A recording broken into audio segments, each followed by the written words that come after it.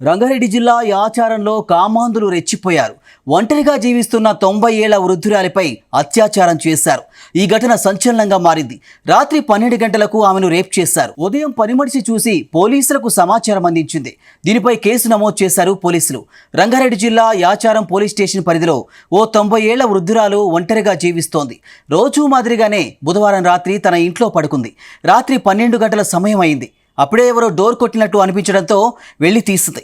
వెంటనే బయట నుంచి 25 ఏళ్ల వయసున్న ఓ కుర్రోడు వృద్ధురాలిపై మృగంలా విరుచుకుపడ్డాడు. ఆ సమయంలో వృద్ధురాలు ఏమీ చేయలేక గజగజలాడిపోయింది. ఆమె అరుపులు పెదవి దాటలేకపోయాయి. ప్రతిఘటించే సత్తువ కూడా ఆ ముసలవ్వలో లేకపోవడంతో ఆ యువకుడు అత్యాచారం చేసి పరారయ్యాడు. ఆమె మాత్రం స్పృహ తప్పి రాత్రంతా అక్కడే పడిపోయింది.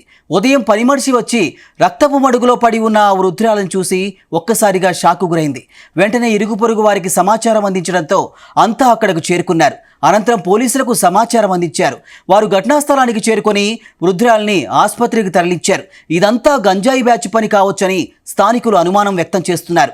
రేప్కు పాల్పడిన వ్యక్తికి మరో 2 వ్యక్తులు ఇంటి బయట నుంచి సహకారం అందించినట్లు పోలీసుల విచారణలో వెల్లడైంది.